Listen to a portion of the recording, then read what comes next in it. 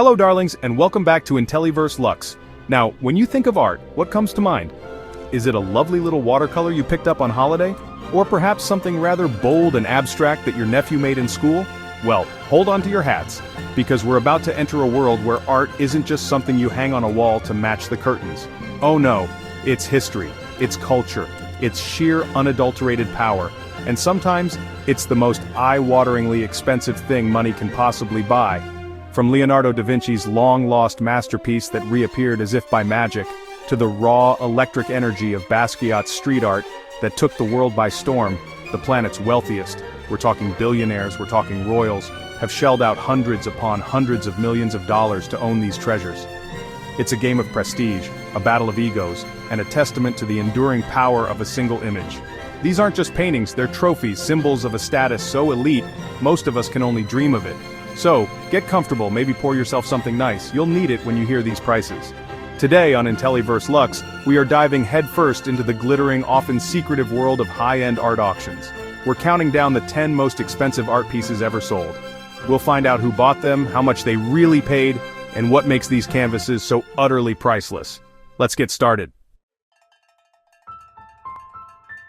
Right, let's kick things off with the big one, the absolute king of the art world. It's Leonardo da Vinci's Salvator Mundi, or Savior of the World, and when I say it broke records, I mean it utterly shattered them.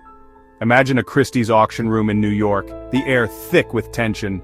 The bidding climbs higher and higher, past 100 million, past 200. It finally lands at a staggering $450.3 million. $450 million. You could buy a small country for that. The buyer? Later revealed to be a proxy for the Crown Prince of Saudi Arabia, Mohammed bin Salman. It doesn't get more powerful than that. The story behind this painting is like something out of a Hollywood film. For centuries it was considered lost, or at best, a copy. It was once sold for a mere £45 in the 1950s.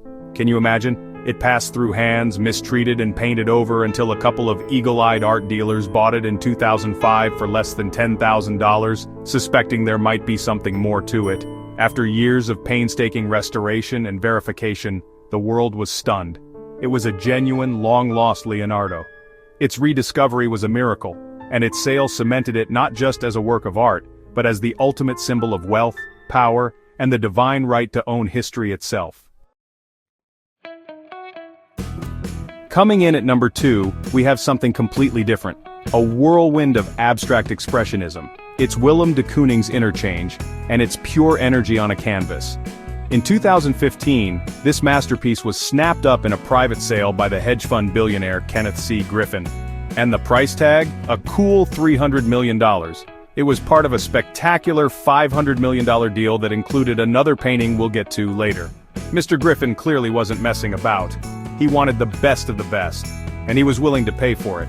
He's a man who understands markets, and this wasn't just buying a pretty picture, it was a major investment.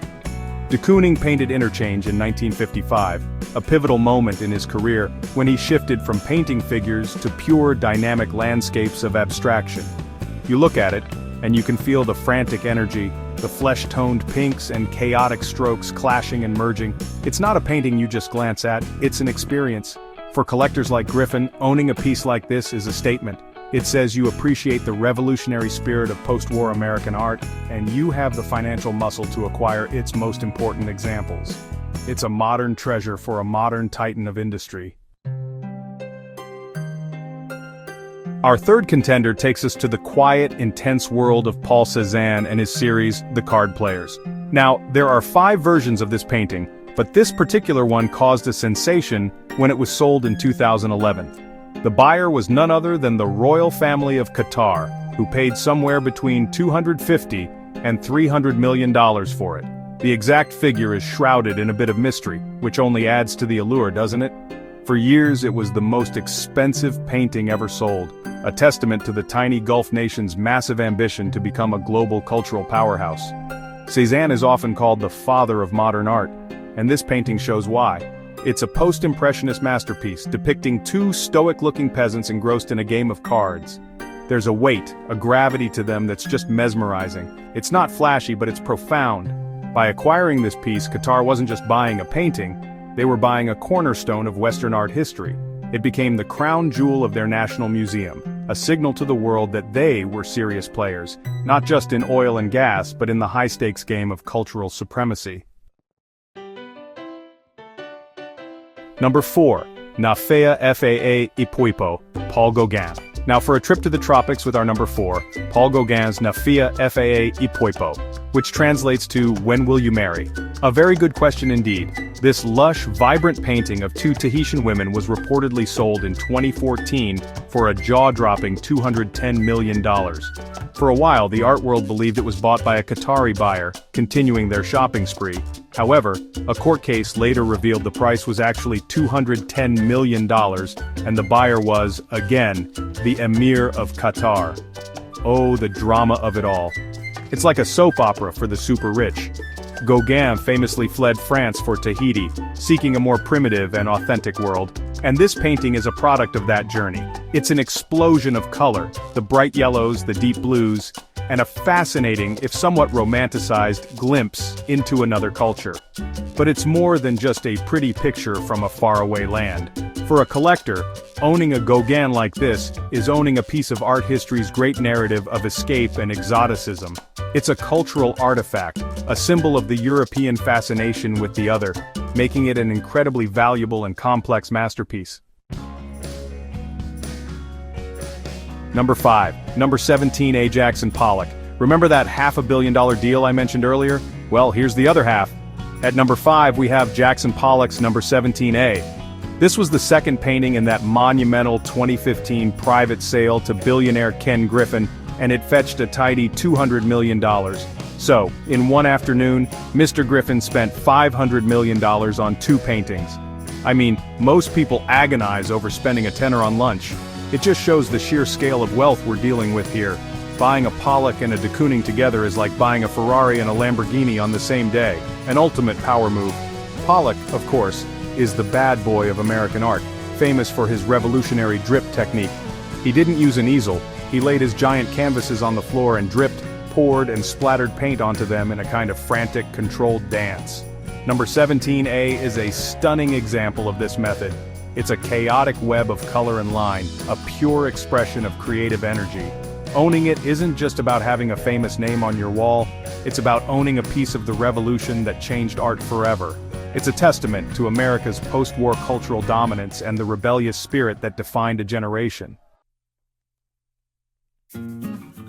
Number 6, No Way 6, Violet, Green and Red, Mark Rothko. Moving on to number 6, we have a painting that demands you feel rather than think. It's Mark Rothko's number 6, Violet, Green and Red.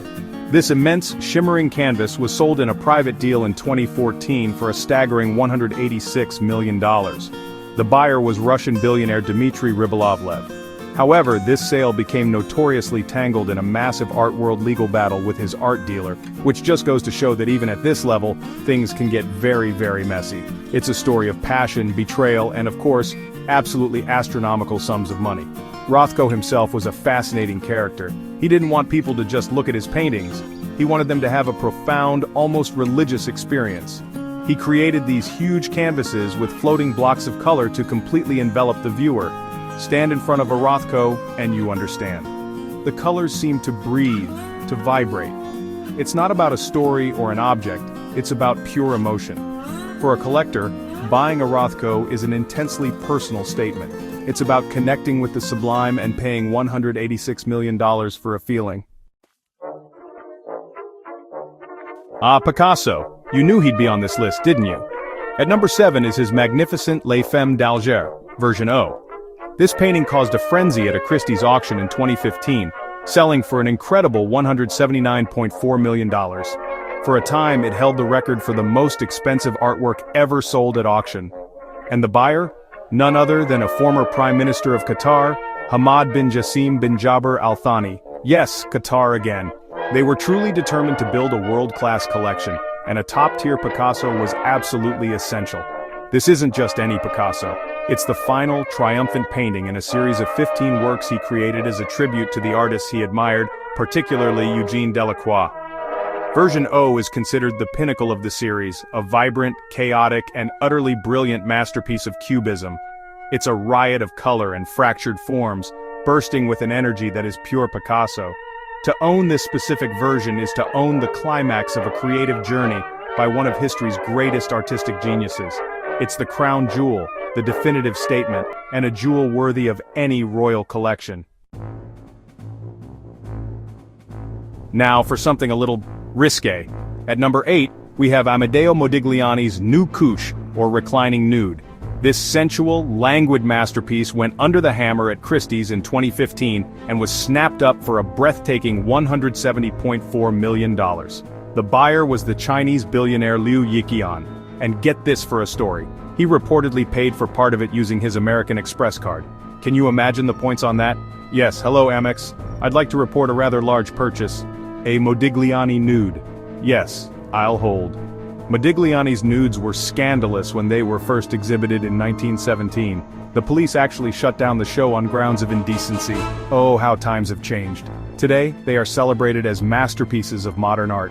Nu Couche is the quintessential Modigliani, with its elongated forms, almond-shaped eyes, and a kind of elegant sensuality that is both bold and intimate. For Liu Yiqian, a former taxi driver who built a financial empire, buying this painting was a huge statement, bringing one of the West's most iconic works of art to his private museum in Shanghai. It's a story of new money meeting old-world genius. Let's bring a little POW to the proceedings with number 9. It's Roy Lichtenstein's masterpiece. As pop art goes, it doesn't get more iconic than this. In 2017, this painting was sold in a private sale for a whopping $165 million. The buyer? Another hedge fund titan, the billionaire Stephen A. Cohen. He's one of the world's most prolific art collectors with a collection that could rival many museums.